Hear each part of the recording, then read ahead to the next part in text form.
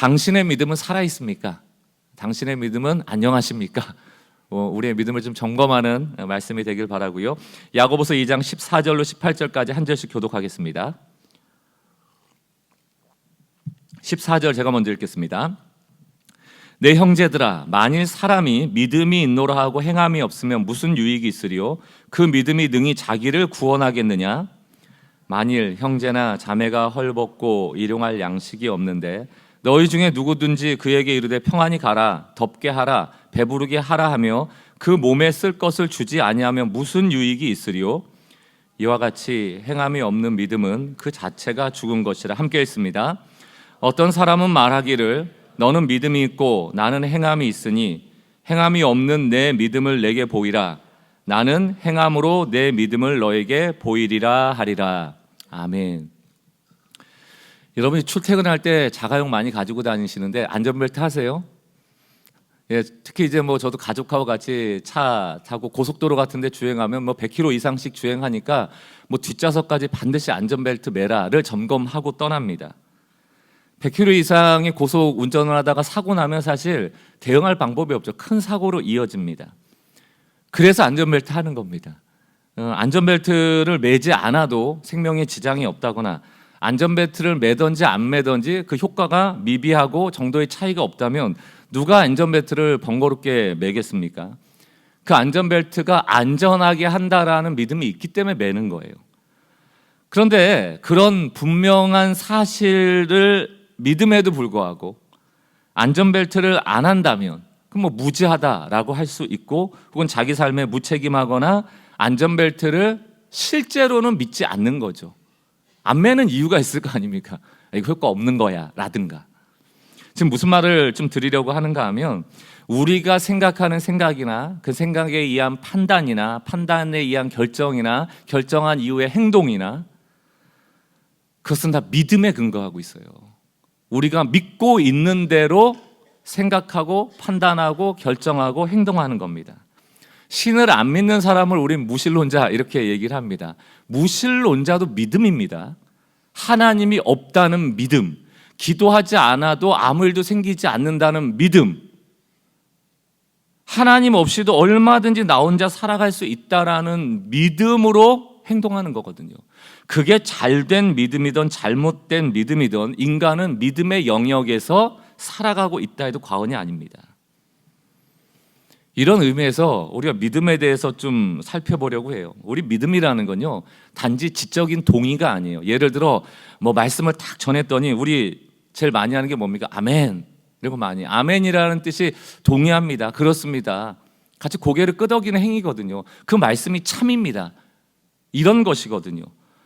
근데 개신교 신앙에서 믿음이 아멘에서 머무를 때가 참 많다. 그래서 그 내용을 내가 지식적으로 알고 있거나 고개를 끄덕이고 아멘으로 동의하면, 혹은 내가 그것을 신념으로 갖고 있으면 그걸 믿음이라고 오해하기가 쉽습니다. 그러나 사실 믿음이라는 것은 아멘이라고 고개 끄덕이고 동의하고 지적으로 가지고 있는 것만으로는 부족하고, 아멘 그 다음이 있어야 돼요. 너가 아멘 했어? 믿는다고 했어? 동의했어? 그랬으니 너는 이렇게 살아야 돼, 이렇게 행동해야 돼, 이렇게 생각해야 돼. 아멘 그 다음이 중요한 거예요. 믿음은 아멘과 아멘 그 다음을 다 포함하고 있다라고 할 수 있는 겁니다. 성경을 예수님 오시기 전후로 구약과 신약으로 나누잖아요. 이 믿음이라는 단어는 굉장히 다양하게 쓰여집니다만, 구약적 의미에서 믿음의 대표적인 의미는 하나님에 대한 신뢰입니다. 신뢰하는 거예요. 그러니까 신뢰한다는 것은 하나님은 항상 옳아, 하나님은 항상 선하셔, 혹은 하나님은 전능하셔, 하나님은 창조시여, 이런 사실에 대하여 우리가 신뢰하는 걸 믿는 거예요. 그 사실을 믿는 겁니다. 그런데 단지 아멘, 진짜로 하나님은 창조주십니다, 하나님은 정말 좋으신 분이십니다, 하나님은 모든 것이 옳으십니다, 아멘하고 끝나는 게 아니고, 그렇게 하나님이 옳으시다면, 그렇게 하나님이 선하시다면, 하나님이 그렇게 능력이 있으시다면 그 하나님이 우리에게 요구하는 것에 대하여 어떻게 반응해야 하는가? 무조건 순종해야죠. 그분의 말은 다 옳다면서요. 그분이 말하는 대로 하면 결과적으로 좋은 일이 있다면서요. 전능자이시기 때문에 응답이 된다면서요. 그걸 정말 믿는다면 기도하겠죠. 그걸 믿는다면 순종하겠죠. 그래서 구약 개념에서의 믿음은 믿음의 대상이신 하나님에 대한 전적인 신뢰와 더불어 충성이 들어있는 거예요. 저 신하가 충성스럽다는 게 뭡니까? 나가서 뭘 하라 그랬더니 네 하고 가만히 네 가만히 그 충성스러운 거예요? 아니죠. 왕에 대한 충성이 있다면 행하는 거죠. 하나님이 원하시는 바대로 저는 하겠습니다라고 순종을 포함하고 있는 거예요. 신약으로 넘어오면 이 믿음이 구원에 대한 조건처럼 많이 강조가 됩니다. 대표적인 게 에베소서 2장 8절이죠. 너희는 그 은혜에 의하여 믿음으로 말미암아 구원을 받았으니 이것은 너희에게 난 것이 아니요 하나님의 선물이라. 구원이 은혜, 곧 선물이라는 거예요. 근데 이거를 어떻게 받을 수 있어요? 믿음으로. 너희의 행위로 받을 수 없고 그저 믿음으로, 이런 의미거든요. 그런데 신약에서 구원받는 믿음에 대해서 말할 때 우리가 예수를 믿습니다 라고 말할 때는 두 가지의 뜻이 내포가 되어 있는 거예요. 우리의 믿음에. 하나는 뭡니까? Savior, Christ. 우리를 지옥에서 천국으로, 어둠에서 빛으로, 죽음에서 생명으로 우리를 꺼내주신 구세주라는 믿음이 있고요. 또 하나는 Lord, 주인이라는 믿음이 있는 거예요. 그래서 사도행전 2장 36절 뭐라고 되어 있습니까? 그런즉 이스라엘의 온 집은 확실히 알지니 너희가 십자가에 못 박은 이 예수를 하나님이 뭐와 뭐요? 주와 그리스도가 되게 하셨다. 너의 삶의 주인과 너를 천국으로 인도하는 구세주가 되게 하셨다. 이 두 가지를 선포하고 있는 겁니다. 우리가 믿음으로 구원을 얻는다, 천국 간다만 강조하다 보면 믿음이라는 것이 그저 천국 가는 수단, 구원받기 위한 수단 정도로 축소되어 버리고 나는 예수를 구주로 믿으니 구원받았다라고 끝내버려요. 즉 예수는 그리스도라는 믿음에 함몰되는 겁니다. 우리 구원받아서 천국 가, 나 하나님의 상속자야, 유업받아, 이런 거예요. 그러나 구약에서의 의미, 곧 신뢰와 충성의 의미가 여전히 신약에도 내포되어 있는 거예요. 우리의 믿음은 반드시 행함을 수반한다. 왜? 우리가 믿고 있는 그 예수가 우리의 삶을 다스리는 주가 되신단 말이죠. 다스린다는 게 뭡니까? 가장 완전하게 다스린다는 거예요. 그럼 우리는 순종해야죠. 그분이 하라면 해야죠. 믿음은 바로 그 믿음 바대로 행하는 것이 함께 해야 합니다. 히브리서 3장 18절 19절 세 번역으로 보면 이런 말씀이 있어요. 하나님께서는 누구에게 하나님의 안식에 들어가지 못하리라고 맹세하셨습니까? 이거 가나안 입성에 대한 얘기거든요. 이스라엘 백성이 출애굽한 다음에 가나안 땅에 많이 못 들어가잖아요. 왜 못 들어갑니까? 그 이유를 설명하는 겁니다. 순종하지 않은 사람에게는 안식을 안 주셨다는 거예요. 가나안 땅 못 들어가는 거예요. 순종하지 않았죠. 왜? 거대한 거인족들이 인다니까. 정탐꾼이 가서 보고 온 걸 보고 우리 못 들어간다는 거예요. 우리는 저들 앞에 메뚜기 같다는 거예요. 우리는 저들의 밥이라는 거예요. 너무너무 무섭다는 거예요. 순종하지 않았죠. 그래서 안식에 이르지 못했습니다. 그것을 다시금 히브리서 기자는 뭐라고 해석하는가? 19절을 보십시오. 결국 그들이 들어갈 수 없었던 것은 뭡니까? 순종하지 않았다고 돼 있어요? 믿지 않았기 때문이에요. 이게 연결되어 있다는 얘기입니다. 하나님이 안식하라, 풍요의 땅 가나안 땅으로 들어가라, 내가 거인 족속들을 이기게 해주겠다, 너에게 준 땅이다라고 말한 것을 믿은 자들은 들어가겠다 순종했고, 믿지 않은 자들은 불순종했다는 얘기예요. 우리의 믿음은 순종과 불순종을 낳게 되어 있습니다. 믿음은 순종을 낳고 불신은 결국 불순종으로 드러나는 거예요. 이런 맥락에서 오늘 야고보는 2장에서 매우 중요한 메시지 하나를 던지고 있죠. 야고보서 2장 22절입니다. 우리 함께 한번 읽어보도록 하겠습니다. 시작. 내가 보거니와 믿음이 그의 행함과 함께 일하고 행함으로 믿음이 온전하게 되었느니라. 믿음이 그의 행함과 함께 일한다는 거예요. 그때 그 믿음이 온전하다 평가받는 거예요. 믿음이라는 건 우리 인식의 문제가 아니에요. 아멘 하고 끝나는 게 아니에요. 의지적인 문제입니다. 아멘 했으니 내가 한번 아멘대로 살아보겠습니다. 이건 그냥 존재적 개념 아니에요. 내 천국 가는 하나님의 아들이지가 아니고 관계적 개념. 아버지의 말씀이라면 제가 효도해 보겠습니다를 포함하고 있다는 얘기입니다. 그러므로 지금 이게 유치한 문장이 될지도 모르겠지만 믿음 역시 정의하는 명사가 아니고 동사입니다. 하나님이 이런 분이야를 아는 게 아니고 그러므로 나는 그런 분이 말씀하신 걸 순종해. 동사라니까요. 나는 하나님을 믿기에, 나는 예수를 믿기에 나는 행합니다. 이게 믿음이에요. 독일 나치 시절에 우리가 잘 아는 본 회퍼 목사님이 그 당시 나치를 따르고 히틀러를 따랐던 많은 사람을 향하여 외쳤던 한 단어가 있습니다. 그게 바로 값산구원. 값산구원. 값산구원은 예수를 믿고 구원받았으니 이제 끝이다. 내 삶에 대해서 책임지지 않는 사람들의 삶을 보고 비판한 얘기예요.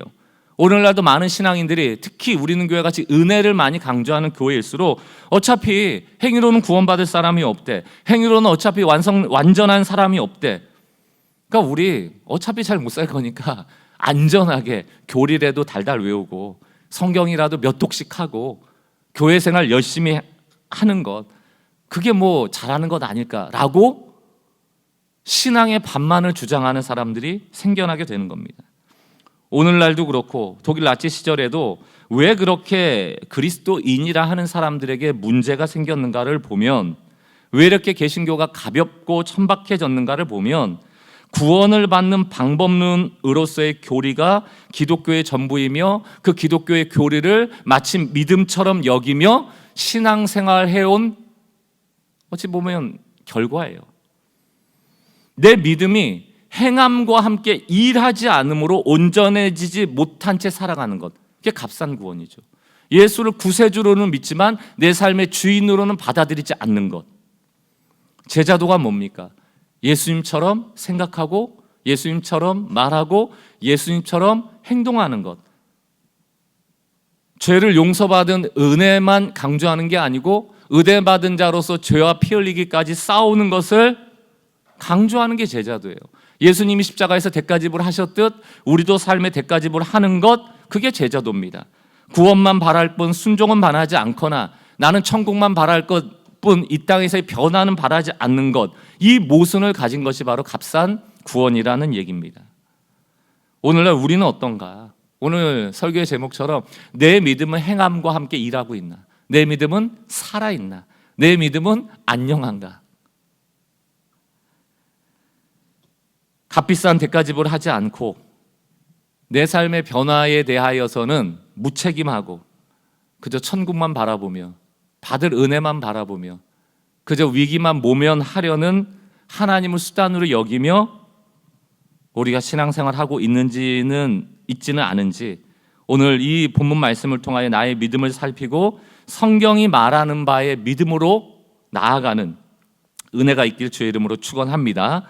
오늘 이 본론은 크게 두 가지예요. 하나는 죽은 믿음이 뭐냐, 하나는 산 믿음이 뭐냐. 두 가지를 볼 겁니다. 첫 번째, 죽은 믿음. 이게 뭐 간단하죠. 행함이 없는 믿음.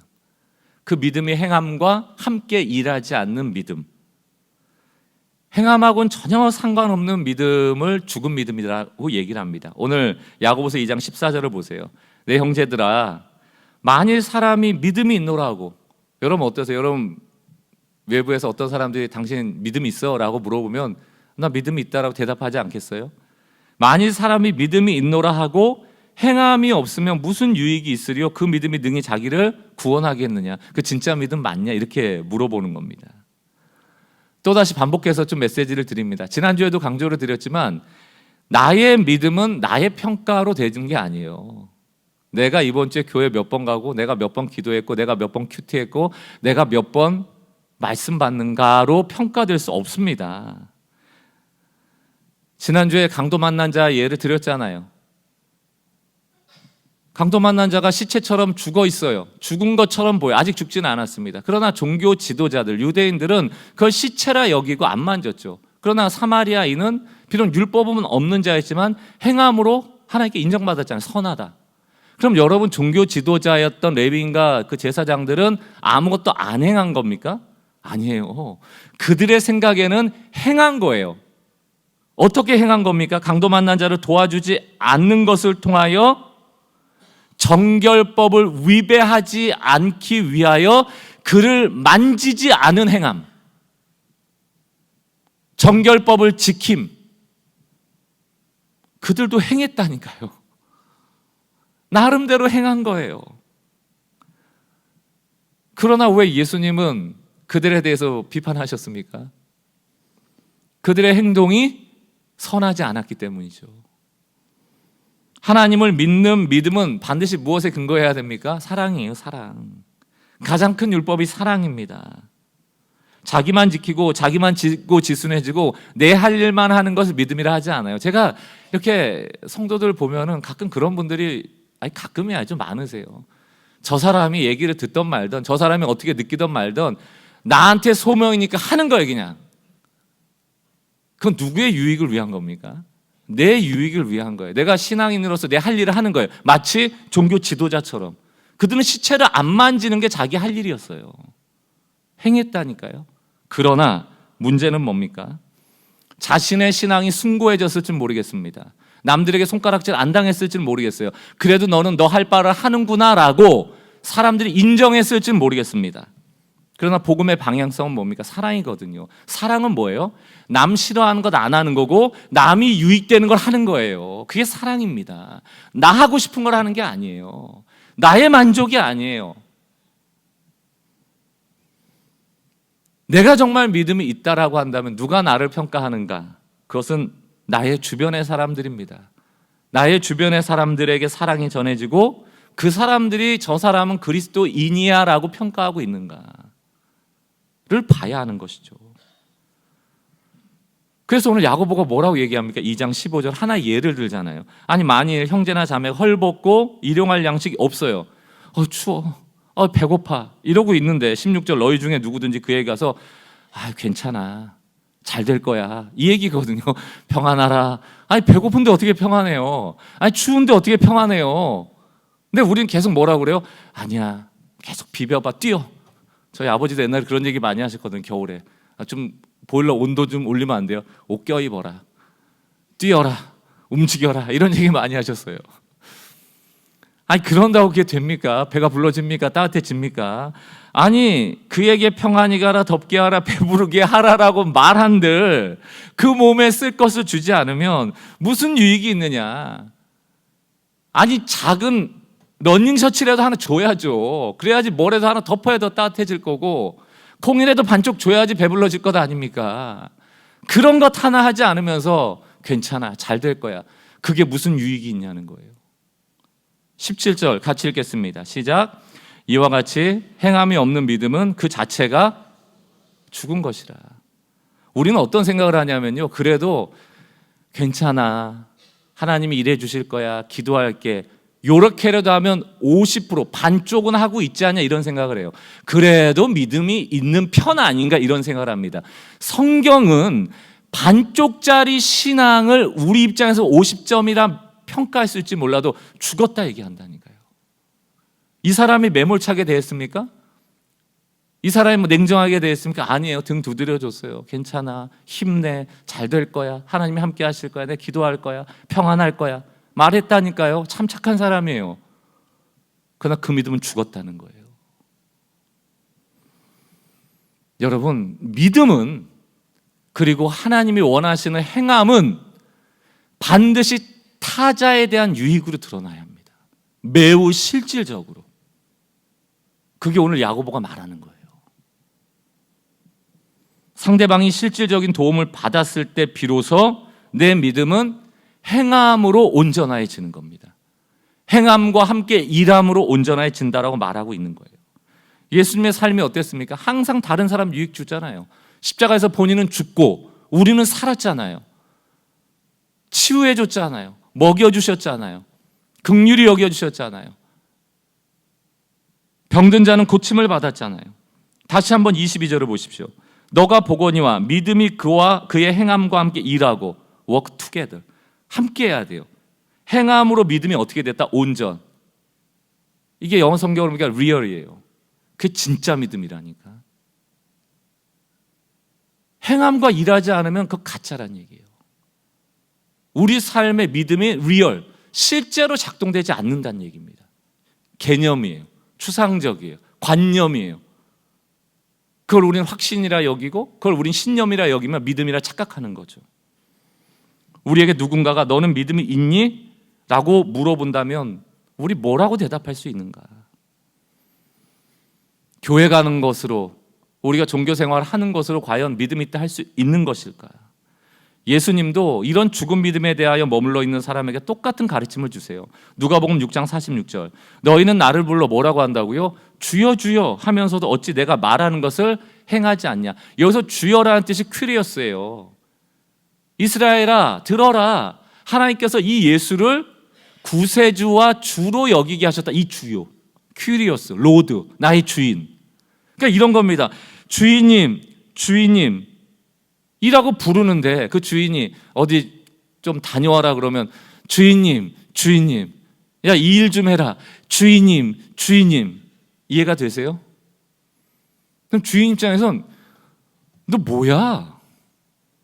늘 내 앞에서는 주인님, 주인님, 주인님 하는데 시키는 거 하나도 안 해요. 그 계속 앞에 갖고 주인님. 뭐가 떠오릅니까? 우리가 교회 와서 주여! 주여! 시키는 건 안 해요. 하나님 뜻엔 관심이 없어요. 실질적으로 다른 사람 안 도와줘요. 그런데 교회 와서 주여! 큐리어스! 나의 주인! 여러분, 주여 주여라는 고백에 뭐가 숨겨질 의미가 뭡니까? 당신은 나의 주인이므로 말씀하소서 제가 듣고 행하겠습니다가 포함되어 있는 거예요. 엄마한테 나 배고파 밥 먹을게요. 너무 배고파요. 밥 먹을게요. 밥 차려줬더니 엄마한테 밥 먹을게요. 배고파요. 밥 먹을게요. 밥 차려줬더니 배고파요. 밥 먹을게요. 이게 무슨 넌센스입니까?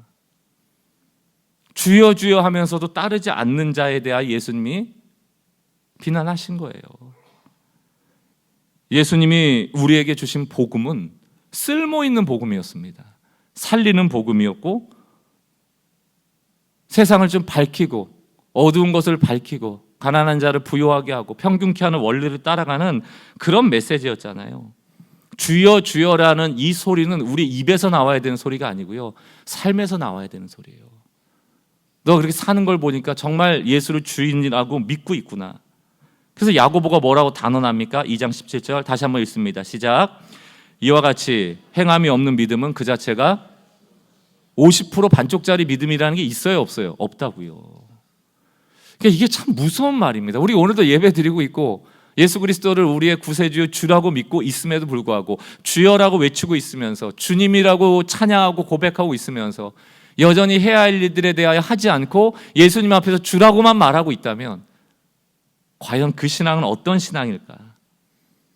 그게 과연 우리를 구원하는 믿음이라 할 수 있을까? 그걸 과연 우리가 예수를 믿는다고 할 수 있을까? 우리가 하나님을 신뢰한다고 할 수 있을까? 야고보는 되짚어 보는 겁니다. 1만 달란트 탕감받은 이야기 잘 아시잖아요. 어떤 사람이 1만 달란트를 빚졌답니다. 1만 달란트를 제가 계산을 해봤어요. 1만 달란트가 6천 데나리온입니다. 데나리온은 일당을 얘기해요. 그러니까 6천일, 이게 한 16년 되거든요. 한 15년, 16년 동안 일해서 일당을 모아놓으면 1달란트입니다. 근데 1만 달란트잖아요. 그럼 6천일의 일당이거든요. 지금 한 10만 원 정도 일당을 생각하면 6조입니다. 여러분 6조를 갚을 수 있어요? 16년 곱하기 만이니까 16만 년 동안 우리가 일을 할 수 있냐고요? 못하잖아요. 이거는 탕감이 불가능한 액수예요. 그래서 탕감해 준 거예요. 엄청나게 큰 은혜를 받은 것 아닙니까? 근데 이 사람이 탕감받자마자 나가서 누구의 멱살을 잡아요? 100데나리온 빚진 자. 100데나리온이요. 제가 여러분 눈으로 보라고 숫자를 적어드릴게요. 이런 겁니다. 여러분한테 누가 6천만 원을 탕감해 줬어요. 근데 나가서 100원을 탕감을 못 해주는 거예요. 좀 감이 오세요? 6천만 원을 탕감받았는데 나한테 100원 빌린 사람 멱살 잡은 거예요. 여러분 왜 우리에게 행함이 안 나온 줄 아세요? 우리가 받은 은혜의 크기를 사실상 잘 모른다. 우리가 얼마를 탕감받은 사람인지 잘 몰라요. 6조를 탕감받았는데 더 달라고 기도하는 게 우리잖아요. 다른 사람 거 빼앗고, 다른 사람 잘 되기를 기뻐하지 않고, 다른 사람 안 도와주고, 때로는 100원 빚진 사람과 싸우고, 깍쟁이 같은 신앙이 되는 이유가 이런 데 있지 않나 돌아봅니다. 여러분, 뭔가 우리가 착하게 살아가야 된다는 행함이라는 건요, 교회가 교육해서 되는 문제이라고 생각할 수도 있겠지만 저는 은혜가 작동이 돼야 돼요. 6천만 원 탕감받은 거 알면, 인간이라면 100원은 용서합니다. 근데 우리 다 인간이잖아요. 우리 짐승은 없어요. 그렇다면 우리가 모르는 건 아마 은혜를 모르는 거예요. 너무 피상적으로 아는 거예요. 내가 지옥 간다는 게 뭔지를 모르는 거예요. 내가 한 주간의 죄를 용서받았다는 게 뭔지를 모르는 거예요. 그걸 진짜 안다면, 그 빚이 6조라면 그것이 탕감됐다면 우리는 늘 기뻐할 수밖에 없습니다. 야고보가 또 한 가지 예를 듭니다. 18절에요.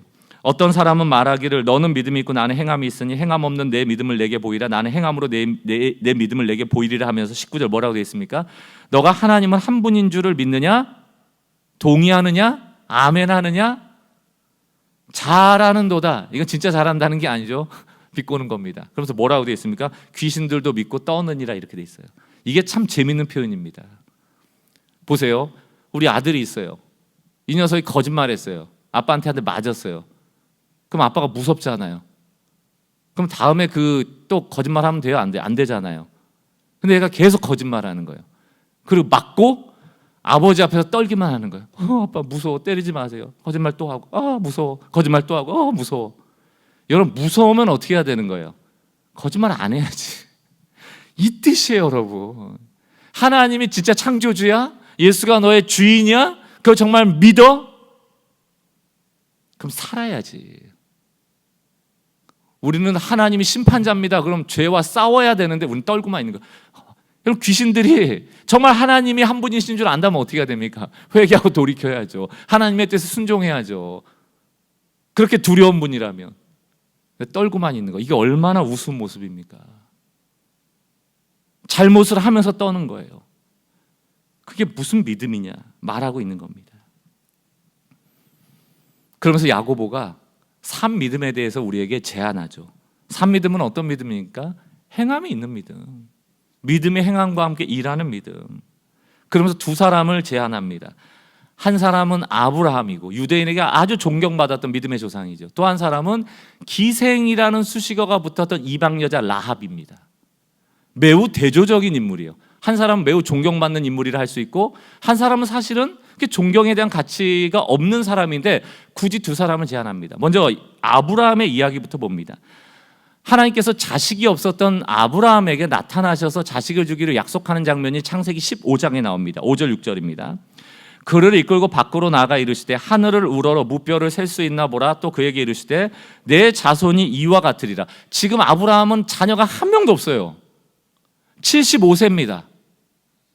생식기능이 지금 있을까 말까 하는 그런 시점에 하나님이 어떤 아들을 주리라 이렇게 얘기했어요? 내 자손이 무별과 같이 되리라. 그게 믿어집니까? 아니, 지금 아들 하나 없는데 뭔 무별이에요.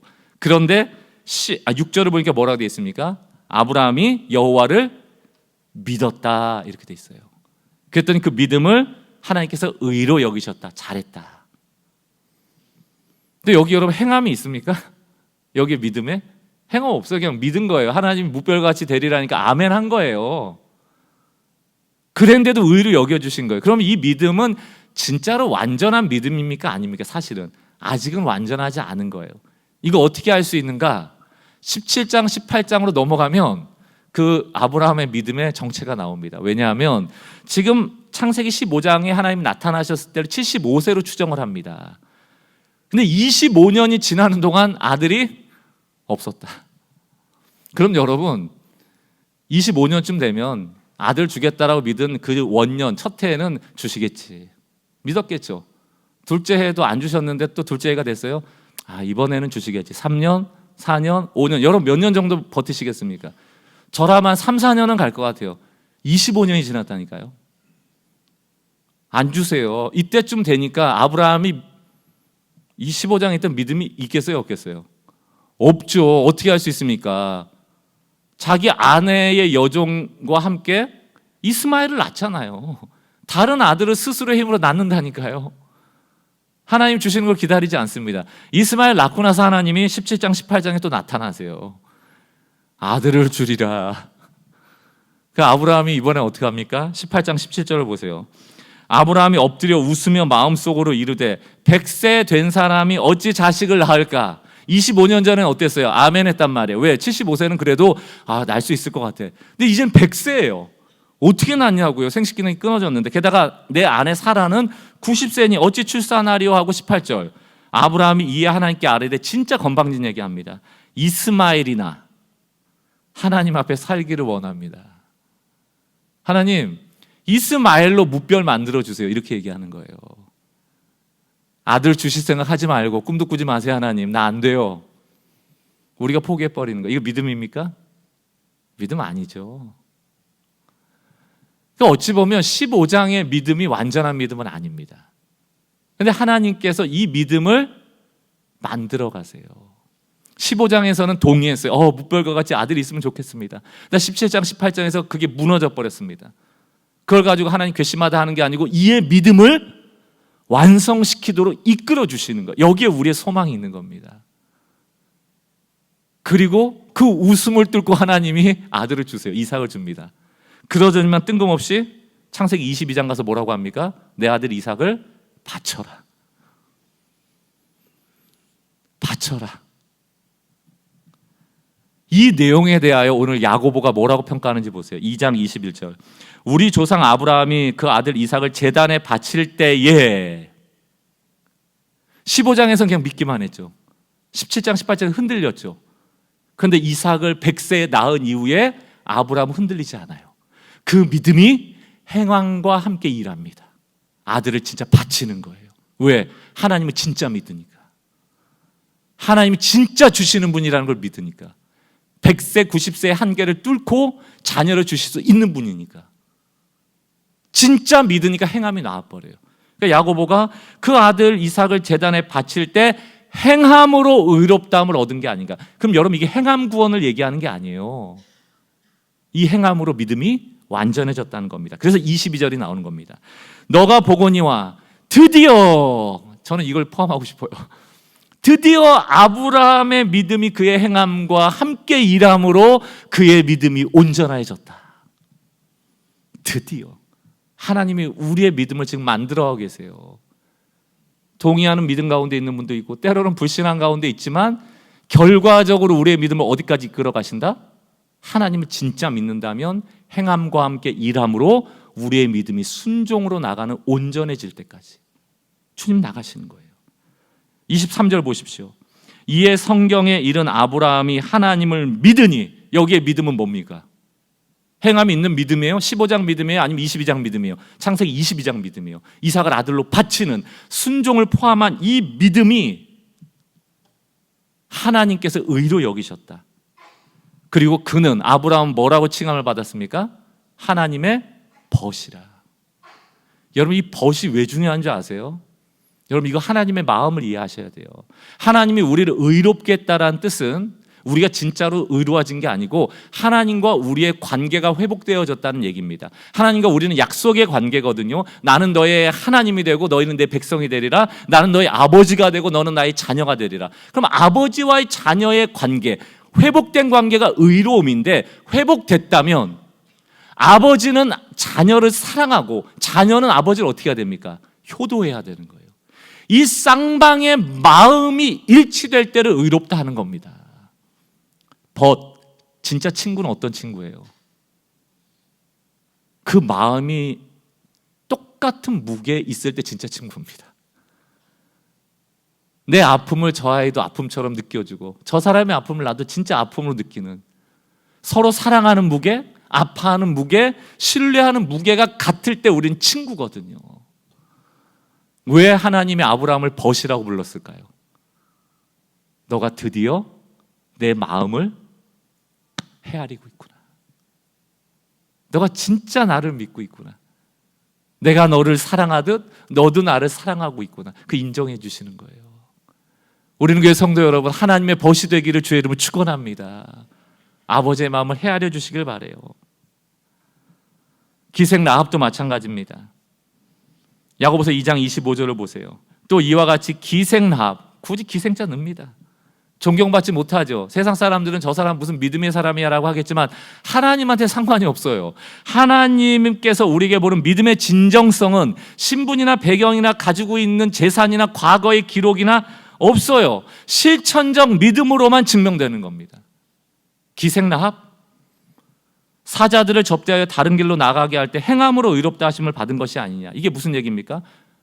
여호수아가 가나안 땅을 침공하기 위하여서 정탐꾼 보냈을 때 그 가나안 사람이 이스라엘의 정탐꾼이 온 것을 알고 잡아 죽이려 할 때 기생 라합이 그를 숨겨줬잖아요. 여호수아 2장 11절 보십시오. 라합의 믿음이에요. 우리가 듣자 곧 마음이 녹았고 너희로 말미암아 사람이 정신을 잃었나니 너희의 하나님 여호와는 위로는 하늘에서도 아래로는 땅에서도 하나님이시다. 이 가나안을 하나님께서 정복하시기로 작정하셨다는 걸 라합이 아는 겁니다. 이 땅이 하나님의 땅이라고 고백해 놓고 하나님의 사람을 도와주지 않는다면 그건 믿음이 아니죠. 히브리서 11장 31절 믿음장에 라합이 나옵니다. 믿음으로 기생 라합은 정탐꾼을 평안히 영접하였으므로, 믿음으로 영접하였으므로, 하나님을 믿는다면 순종하는 거예요. 믿는다면 행하는 겁니다. 믿으면서 그들을 영접하지 않았다면 그것은 죽은 믿음이란 얘기예요. 믿음으로 기생 라합은 정탐꾼을 평안히 영접하였으므로 순종하지 아니한 자와 함께 멸망하지 않았다. 믿은 자는 행하고 순종하고 순종함으로 구원 얻는 겁니다. 라합이 어떤 인물이 됩니까? 마태복음 1장에 예수님의 족보가 나와요. 5절 보십시오. 살몬은 라합에게서 보아스, 우리가 아는 룻기에 나오는 보아스입니다. 보아스의 엄마가 라합이에요.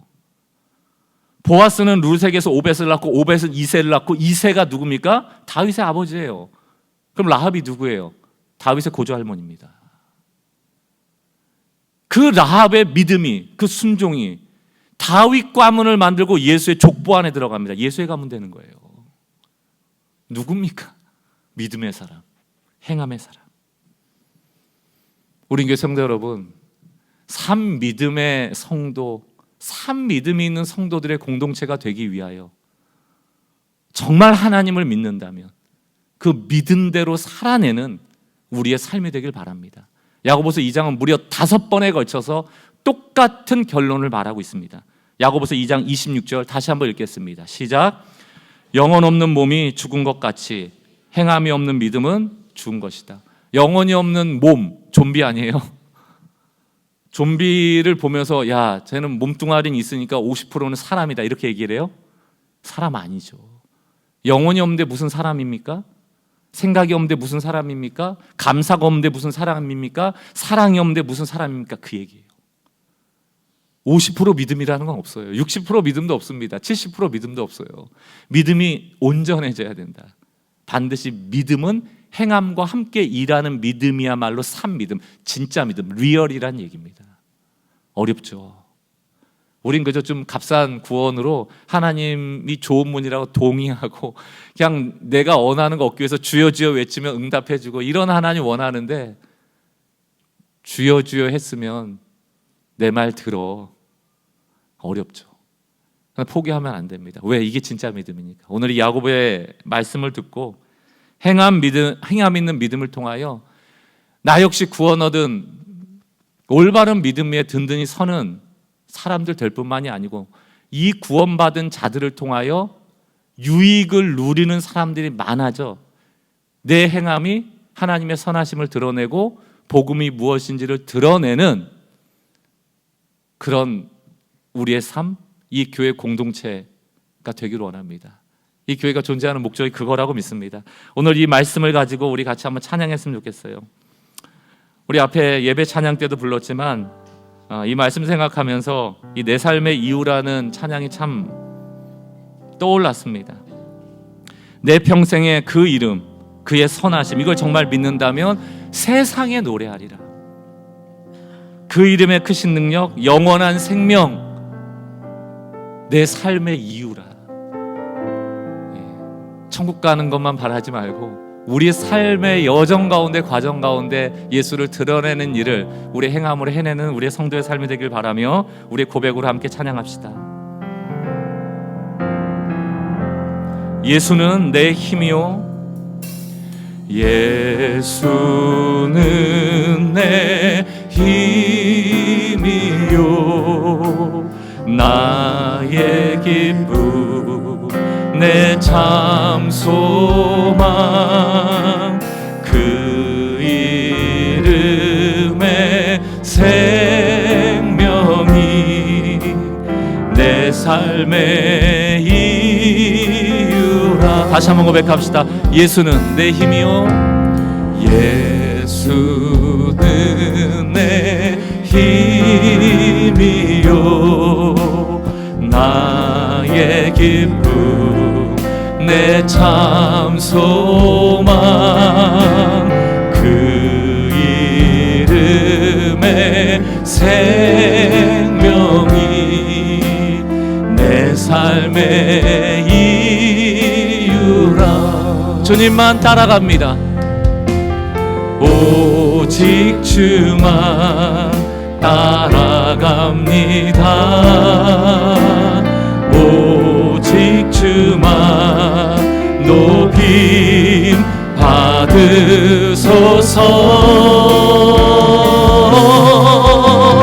내 평생에 그 이름에, 그 이름은 그의 선하심을 세상에 노래합니다. 그 이름에 크신 능력, 영원한 생명, 내 삶의 이유라. 내 삶의 이유. 우리 2절 가사 주님 앞에 고백합시다. 내가 사나 죽으나, 내가 사나 죽으다, 그 이름을 위하여 내 모든 것 다 드리니 나를 받으소서. 오직 주님 따라갑니다. 오직 주만 따라. 아멘. 우리가 믿으니 믿음대로 행하는 자 되게 없소서. 오직 주만 높이 받으소서.